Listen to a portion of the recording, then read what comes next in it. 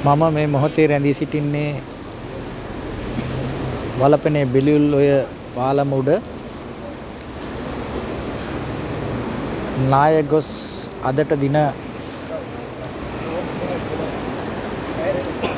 30ක් ඉක්මවලා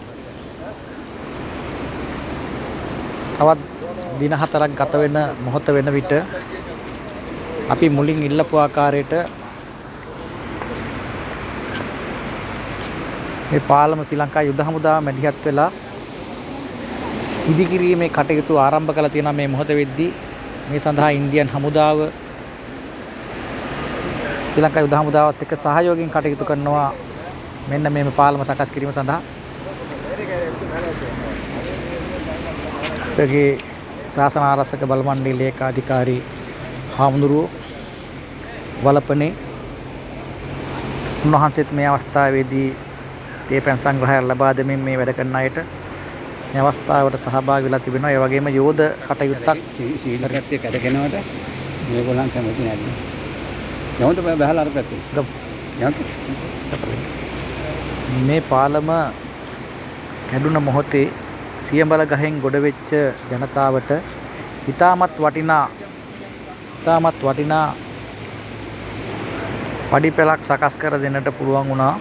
ඇඳිරි බැද්දේ රාහුල ස්වාමින් වහන්සේට උන්වහන්සේ ගම්වාසීන් සමග එකතු වෙලා ඒ කටයුතු ඉතාමත්ම සාර්ථකව නිම කරපු නිසා තමයි මේ පාලම හදන මේ මොහොත වෙන විටත් මේ ජනතාව එහා මෙහා ගමන් කරන්නේ. මේ මතක් කරනකොටම රාහුල ස්වාමින් වහන්සේ වැඩමවන බව අපිට පේනවා.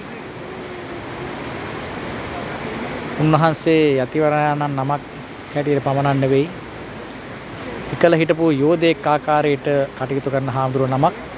දසමහා යෝධයන් අතර තේරපුත්ත යෝධයාත් කුස්සදේව කියන යෝධයන් දෙපළත් වලපනේ විසූ බවට සාධක තිබෙනවා.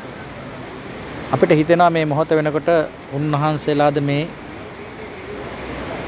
සිටින්න කියන එක. මම මුලින් ඉල්ලූ ආකාරයටම රජයේ මැදිහත් වෙමින් ශ්‍රී ලංකා යුද හමුදාව මැදිහත් කරගෙන ඉතාමත්ම දර්ශනීය වලපනේ පුරවරයත් හඟුරංගිත පුරවරයත් ඒකාබද්ධ කරමින් මේ හදිස්සි පාලම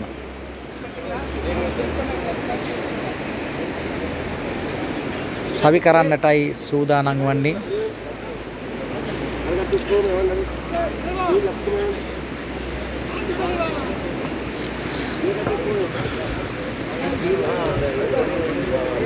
මේ මොහොත වෙන විට සූදානම් වෙන්නේ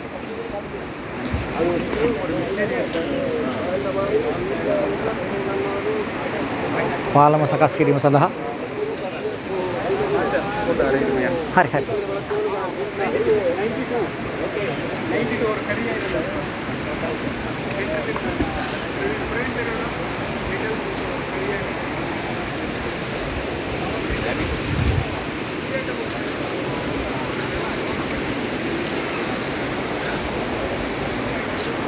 තාමත් දර්ශනීය විදේශයක් බෙලියුල්ඔය කියන්නේ.